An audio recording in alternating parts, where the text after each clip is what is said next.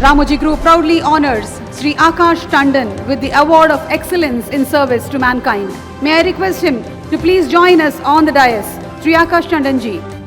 And I request Sri A. Revanth Reddy Garu, Honorable Chief Minister of Telangana, to present this award for excellence in service to mankind. Sri Akash Tandon believed every child deserves dignity and learning. In 2015, he founded Pehechan The Street School. What began with 5 volunteers and 10 children is now 10 centers across Delhi NCR with hundreds of volunteers and over 1,000 children learning every day.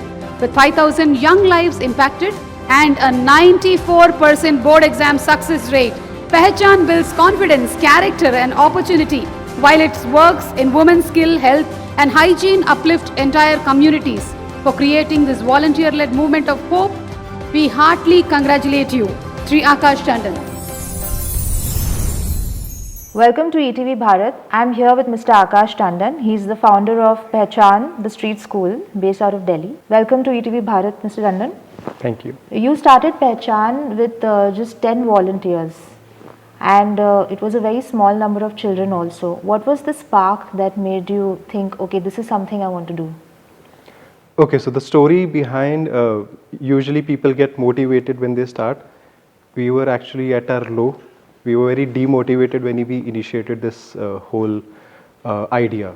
So I was, throughout the college early days, I was working in different social fields until one day where we were a group of friends. We went for a survey inside a slum.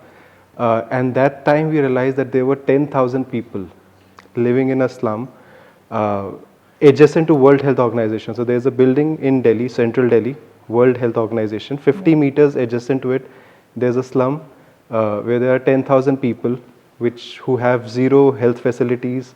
There's no electricity, there's no proper water supply, no roads, nothing. And the only thing that separates that WHO building and that slum was a drain that passes by. So how is it that was so overlooked? Exactly. So when we went, so that was actually a curiosity that made us go and visit the slum, that how can such a big area sustain 50 meters adjacent to a building which is such huge. And not just that building, within 1 kilometer there was Delhi's CM office. Within 1.5 kilometers there's Delhi Commissionerate's office. Within 2 kilometers India Gate, Rashtrapati Bhavan, and within 5 kilometers you'll find all the international embassies in Delhi. So that was the point when we went there, and we were so disappointed that, you know, if all these people, if they can't help them, how can we? We can't give them food, we can't give them medications, we can't do anything. And while coming back, we saw a few students, a few children, they were actually swimming in that drain. For them, that drain that was passing by, it was the only source of water. And that puts them at risk of so many diseases also. And when we came across them, we just called them out, and we just told them that this is dangerous for your life. Because nobody there has actually told them that you can die if you swim in a drain. So they've not been taught basic hygiene also. So that was the first moment where we realized that, okay, just teaching them this basic thing that you will die if you'll swim here can actually save their lives. And that is when we realized that whatever we have been doing throughout our lives, whatever social work you do, the day you stop contributing, the whole initiative will end eventually. The only impactful social work is when you work in terms of education. If you educate somebody, if you share your knowledge with someone, if you share skills with somebody, even if you stop someday, the knowledge that you have shared, the skills that you have shared will always stay with the person. It is never going to leave that person. It will only make that person better. So that day we decided that if we can't do anything, let's just spend some time with all these children and a lot who are staying there, and just give them that basic life lessons. Okay, this is good thing, this is not good. And from there the whole journey started. I guess within first month we had more than 10 children who started coming, because they thought, okay, there's a group that comes, they give toffee, chocolate, notebooks, and they teach you good things. And for them, because they treat us that there's somebody who's coming from, an upper class, and they're coming and telling us something. So they had a different perception about the volunteers. Within first 6 months, we had more than 50 students coming to that location. Eventually, the people from the slum, they came in and they told that, okay, don't take lessons on the street adjacent, because we started taking our classes adjacent to that drain only, because most of the children, they used to play around that drain. So the slum people, they gave us a location that, okay, this is not a respectful location for you to, Yeah. because you're coming here and teaching our children. So we'll give you a place. So they gave us a small place inside a temple that was located in that slum. So that was our first center. And within first year, we had more than 150 students from all across the slum who started coming to these centers. And every weekend they used to carry their notebooks. So many of them were, they were daily wage workers. They used to put their stalls outside metro station, or they used to sell scrap, but they... These are children who were daily Yes, wage yes, workers yes. also. A lot of them were drug addicts. There were a lot of them, they were used to beg outside the metro station. But within a year, we had more than 150 students who used to leave everything what they were doing. And so the classes used to start at 3. So by 2:30, everyone used to stand outside the center in a line holding their notebook that this is our time to learn. Oh wow. So that's where the initiative actually, started. So that's why I told you, it was not out of motivation. It was out of demotivation that, okay, we can't do anything. So let's just do something for the community. And I guess after 10 years, when we look back, whatever we would have contributed like 10 years before, it would have just vanished. But today, when we look back, the skills, the knowledge that we have, shared with so many, like thousands of students in last 10 years, nobody is going to take it back from them. These are lifelong learnings for them. Yes, yes. And you were already a working professional when you started Pehechan. Yes, yes. So when did you feel like I should not wait for somebody else to, change things and do things on my own? So as I And mentioned, gather people also. You've also mobilized. Yes, so the we force. were already doing a lot of social work since our college days, and while we got into jobs, we still had some time. So we thought that, okay, let's whatever time we have, let's give it back to the community. And as I said, like, see, every human, as a human, we all want to do some good work, right? We just don't find the right platform to do so. So we just thought, okay, how can we help? How can we help? And eventually we came across this whole idea that, okay, it won't take much of our time, it won't take much of our resources. What you need to do is you need to just go interact with all these children, and you need to just teach them some basic life lessons, something that we have learned throughout life. We have to just share that knowledge. It won't cost us a lot. It won't take a lot of our time. It won't take a lot of our efforts. It's just basic interaction. And from there, the whole thing went on going. And here we are today after 10 years. And you're still a working professional, Yes. and the organization is also largely run by volunteers. Right. How do you manage to run such a huge organization in such a large scale? Purely, what are the learnings when it comes to working with volunteers also? See, first is, since it's a completely volunteer-based organization, we don't pay our volunteers. We have around 1,000 people right now who are working across 10 different centers. So just to give you a background, we not only teach the classes that we run.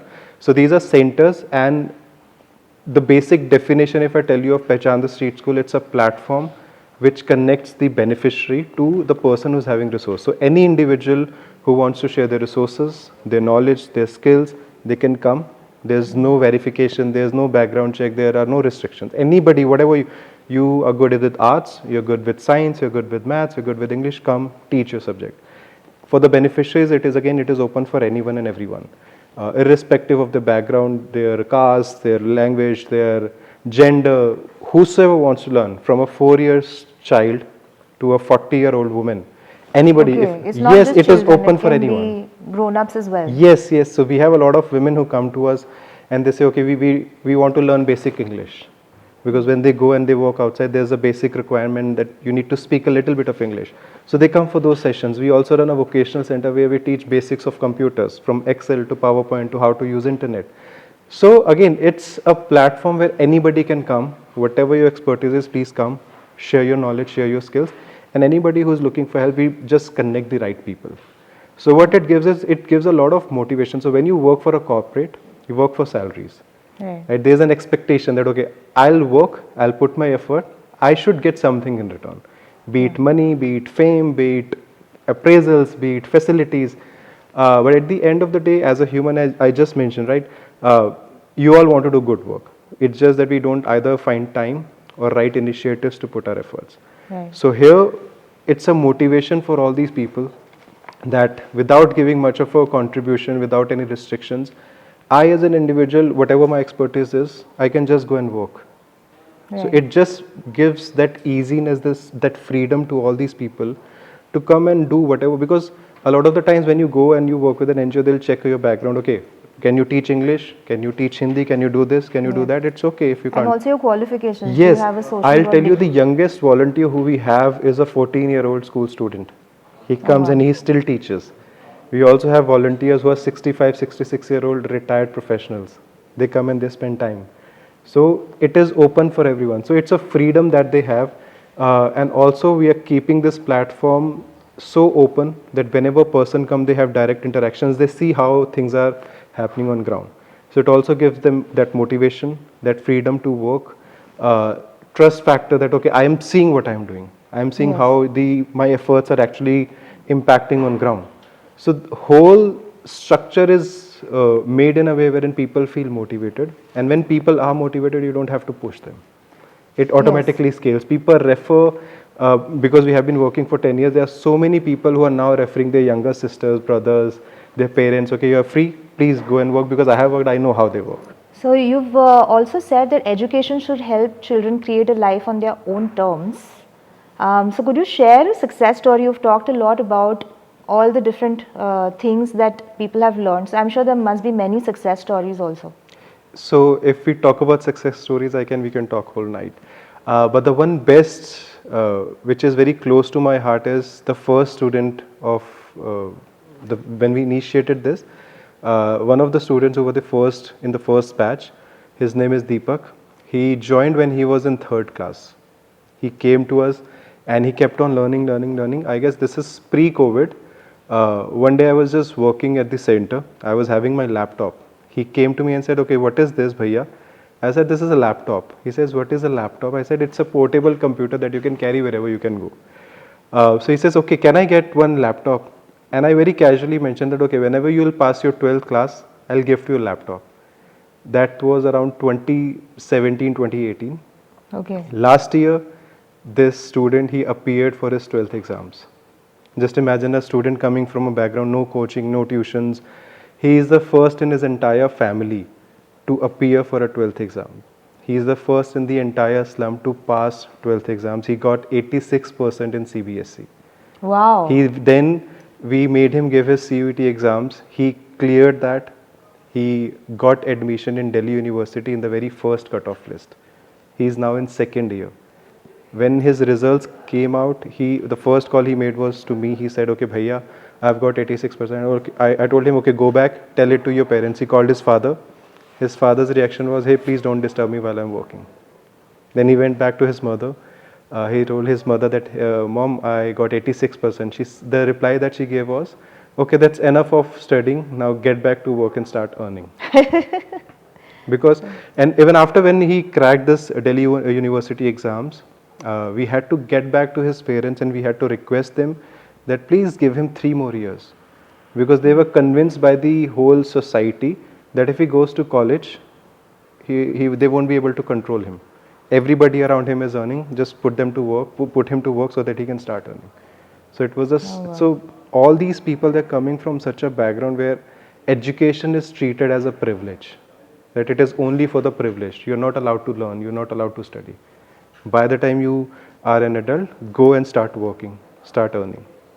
So I guess this story is very close to my heart because I've seen that child from 3rd class to now he's in 2nd year. And the best part is now when he's in college, he comes to our centers and every weekend he's a volunteer. He's one of the volunteers. He comes and he teaches everybody. He has come full circle. Yes, he has now, because prior to him there were a lot of senior students and most of them, they used to drop out by the time they were in 8th or 9th class. Now there are so many families. So families who were criticizing him and his family, that why are you sending your child to college? This is not good for you. They are now sending their adults to children to the centers, giving his example that if he can do it, why can't you? And we now have so many students in 10th, 11th, 12th who are coming to our centers because they believe that if he can do it, why can't we?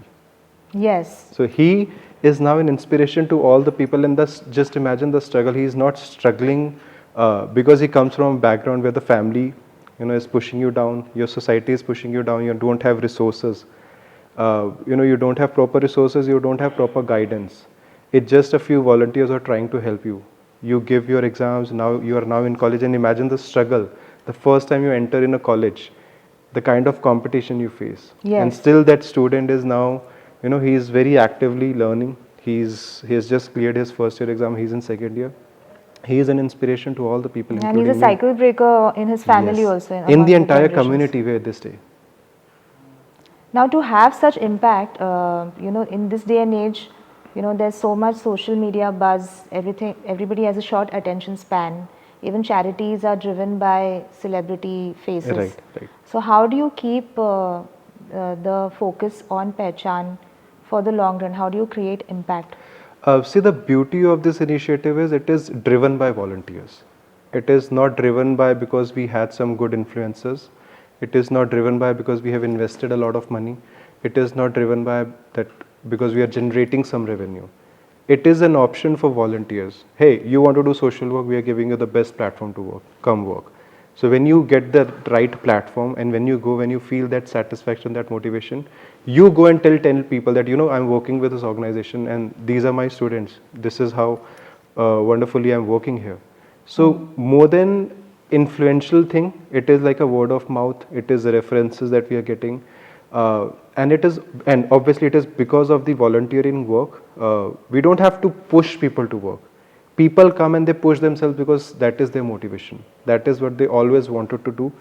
There are, I guess, more than 1 lakh NGOs in India, but there are very few where you genuinely find your satisfaction, where you go and you actually feel that, okay, now I'm working at a place which genuinely is helping people consistently, and because when people come to us, they have seen how we manage things. 10 years, it's apart from the 1 year of COVID, we haven't taken any break.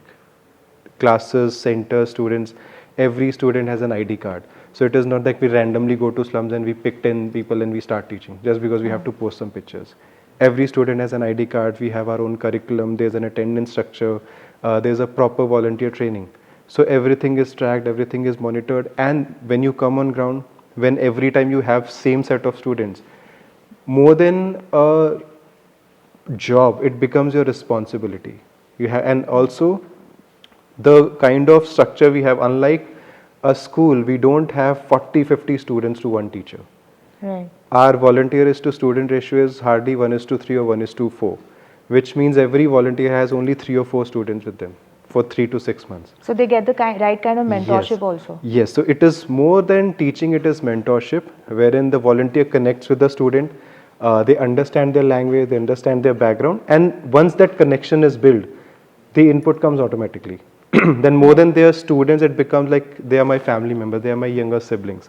So how I treat my younger siblings, they start treating the student that way. And that connection actually then reflects into they going out and telling it to 10 people, their family, their relatives, their schools. We have so many people who have now started sending their younger siblings to our centers. People go and promote it that to their colleges that, hey, I'm working here, you should also join. We get so many referrals from college students, from senior people who have now started working, but they have younger siblings in colleges. 80% of the volunteers who we have, they are college students right now. Oh, so there are a lot of young people who are volunteers. Most of the people are young. That's another thing we wanted to ask you now. As you receive the Ramoji Excellence Award, what is your message to younger people who want to work with street children? I guess 2-3 points only. First, find your objective. Right? A lot of people are confused that we want to do good things, we want to do some social work, but we don't know where to invest. So find your objective, like where do you exactly want to work? Right? Like there are hundreds of social issues where you can work, but as I mentioned, education is the only thing that will sustain even if you start contributing. So whatever you're doing, whatever social work is of your interest, at least put some of your efforts in terms of educating somebody. Right? Even if you can't come on ground, it's okay. It is not always necessary that you have to work on a larger scale, that you have to work for thousands of people. Even if you work for one person, like there's a saying, each one teach one. Yes. So find people around you, whosoever it may be, educate at least one person in your life, because as an individual, you cannot change the world. People who say we can change the world, I don't trust them. Right? You cannot change the world, but yes, you can change the world for at least one person. So identify that very well person. Identify that person, whosoever it could be, your mates, children, your guard, your driver, anybody around you. Right? So start small. It's okay. If you can't work directly, contribute to the causes. Maybe just sponsor education. I can't work, but okay, I can pay the fee of a child. Yes. It's not much. So if we don't contribute in educating, again, we are, even if we have thousands of schools and colleges in India, the kind of education we are giving, there's a disparity, there's a lack of connection. Yes. So I guess It's everybody learning by rote, not as Yes, much yes. holistic. So however big buildings, however big developed countries you make, if your students are not educated properly, if your children, till the time we'll believe that education again is a privilege and it is only for the privileged, it will remain a problem. And we should make it a habit and also a belief that education is the basic right of everyone. And anyone, if you see around who is lacking this basic right, come forward and help them. That's how you'll make a better country, that's how you'll make a better society, and that's how you'll make a stronger community for yourself. And on that note, congratulations for winning the Ramoji Excellence Award. Thank you so much. And we wish you all the best with Pehechan. Thank you Thank for you, joining thank us you. at ETV Bharat. Thank you.